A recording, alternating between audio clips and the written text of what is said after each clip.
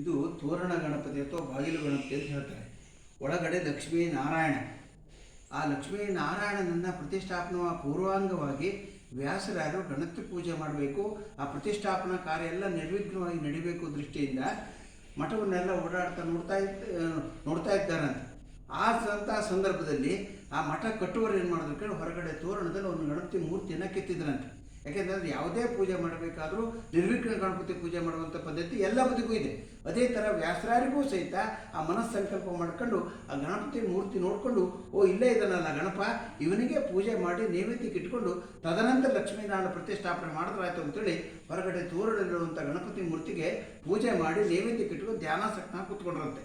ಅಂಥ ಸಂದರ್ಭದಲ್ಲಿ ಸ್ವಯಂವಾಗಿ ಮಹಾಗಣಪತಿ ವಿಶ್ವಂಬರ ನಾಮಕ ಅಂದರೆ ಆನೆ ರೂಪದಲ್ಲಿ ವ್ಯಾಸರಾಯರಿಗೆ ಪ್ರತ್ಯಕ್ಷ ದರ್ಶನ ಕೊಟ್ಟಿದ್ದಲ್ಲದೆ ಅವರಿಟ್ಟಂಥ ಮಹಾ ನೈವೇದ್ಯವನ್ನು ಸಾಕ್ಷಾತ್ ಮಹಾಗಣಪತಿನೇ ಸ್ವೀಕರಣೆ ಮಾಡಿದಂತೆ. ಆ ಪ್ರತಿಷ್ಠಾಪನಾ ಕಾರ್ಯದಲ್ಲಿ ಲಕ್ಷಾಂತರ ಜನ ಇದ್ರಂತೆ.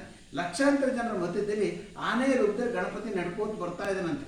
ನಮ್ಮಂಥವ್ರಿಗೆ ಕಣ್ಣಿಗೇನು ಕಾಡಾನೆ ಬಂತು ಅಂತೇಳಿ ಎಲ್ಲ ಓಟ್ ಚೆಲ್ಲಾಪಿಲ್ಲಿ ಆಗ್ಬಿಟ್ರಂತೆ. ಆದರೆ ವ್ಯಾಸರಾಯರ ಕಣ್ಣಿಗೆ ಸಾಕ್ಷಾತ್ ಮಹಾಗಣಪತಿನೇ ನಡ್ಕೋತ ಕಾಣ್ತಾ ಇದ್ದಾರೆ. ಆ ಹೊತ್ತಿನಲ್ಲಿ ಆಕಾಶವಾಣಿ ಆಯ್ತಂತೆ ವ್ಯಾಸರಾಯರಿಗೆ, ಈ ಹೊತ್ತಿನಲ್ಲಿ ಬೇಕಾದ್ರೆ ಕೇಳ್ಕೊ, ನೀನು ಹೊರ ಕೊಡ್ತೀನಿ ಅಂತೇಳಿ. ಆಗ ವ್ಯಾಸರಾಯರು ಕೇಳಿದ್ರಂತೆ, ಆಗ ನನಗೇನು ತನಗಾಗಿ ಏನು ಬೇಡ, ನನ್ನ ನಂಬಿ ಬಂದಂಥ ಭಕ್ತಾದಿಗಳು ನಿನ್ನ ದಿವ್ಯ ಸಾನ್ನಿಧ್ಯಕ್ಕೆ ಬರಬೇಕಾದ್ರೆ ಏನೋ ಕಷ್ಟ ನಷ್ಟಗಳನ್ನು ಅವರ ಮನಸಾಯಿಷ್ಟಾರ್ಥ ಪ್ರಾರ್ಥನೆಯನ್ನು ಹೇಳ್ಕೊಂಡು ಹೋಗ್ಲಿಕ್ಕೆ ಬಂದಿರ್ತಾರೆ. ಅವರು ಏನೇ ಕೇಳ್ಕೊಂಡು ಹೋಗಲಿ, ಏನೇ ಪ್ರಾರ್ಥನೆ ಮಾಡ್ಕೊಂಡು ಹೋದ್ರೂ ಸಹಿತ ಅತಿ ಶೀಘ್ರವಾಗಿ ಸಿದ್ಧಿ ಮಾಡಿಕೊಡ್ಬೇಕು. ಅಷ್ಟಲ್ಲದೆ ನಾನು ಪೂಜೆ ಮಾಡೋಂಥ ಮೂರ್ತಿಯಲ್ಲಿ ಐಕ್ಯನಾಗಿ ಭಕ್ತರನ್ನು ಉದ್ಧರಿಸಬೇಕು, ಹರಿಸಬೇಕು ಅಂತೇಳಿ ಆನೆ ರೂಪದಲ್ಲಿರುವಂಥ ಗಣಪತಿ ಅಂತ ಪ್ರಾರ್ಥನೆ ಮಾಡಿಕೊಳ್ಳುವಂಥ ವ್ಯಾಸರಾಯರು. ಆಗ ಆನೆ ರೂಪದಲ್ಲಿರುವಂಥ ಗಣಪತಿ ತಥಾಸ್ತು ಅಂತೇಳಿ ಅಲ್ಲಿಂದ ಅದೃಶ್ಯನಾಗ್ತಿತ್ತು ತಾನೆ.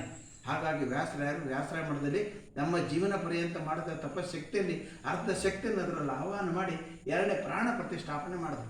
ತೋರಣ ಗಣಪತಿ ಅಥವಾ ಬಾಗಿಲು ಗಣಪತಿ ಅಂತೇಳಿ ಅವರೇ ನಾಮಕರಣ ಮಾಡಿದ್ದು. ಹಾಗಾಗಿ ಬಂದಂಥ ಭಕ್ತಾದಿಗಳ ಮನಸಾಯಿಷ್ಟಾರ್ಥ ಪ್ರಾರ್ಥನೆ ಏನೇ ಇದ್ರು ಹೇಳ್ಕೊಂಡು ಹೋದರೆ ಅತಿ ಶೀಘ್ರವಾಗಿ ಸಿದ್ಧಿ ಮಾಡಿಕೊಡುವಂಥ ತೋರಣ ಗಣಪತಿ ಅಥವಾ ಬಾಗಿಲು ಗಣಪತಿ ಅಂತ ಹೇಳ್ತಾರೆ. ಹಾಗಾಗಿ ಬಂದಂಥ ಭಕ್ತಾದಿಗಳು ಮನಸ್ಸಂಕಲ್ಪ ಇಷ್ಟಾರ್ಥವನ್ನೆಲ್ಲವನ್ನು ಈಡೇರಿಸುವ ಸಲುವಾಗಿ ಒಂದು ಸಂಕಲ್ಪಯುಕ್ತ ಚೀಟಿಯನ್ನು ಮಾಡಿಸ್ಕೊಂಡು ಆಚಾರ ಮುಖೇನವಾಗಿ ಸಂಕಲ್ಪಯುಕ್ತ ಪೂಜೆಯನ್ನು ಮಾಡಿಸ್ಕೊಂಡು ಹೋಗುವಂಥ ಪದ್ಧತಿ ಮೊದಲಿಂದಲೂ ನಡ್ಕೋತ ಬರುವಂಥ ತೋರಣ ಗಣಪತಿ ಮತ್ತು ಬಾಗಿಲು ಗಣಪತಿಯ ಕಿರು ಪರಿಚಯ. ಹಾಗಾಗಿ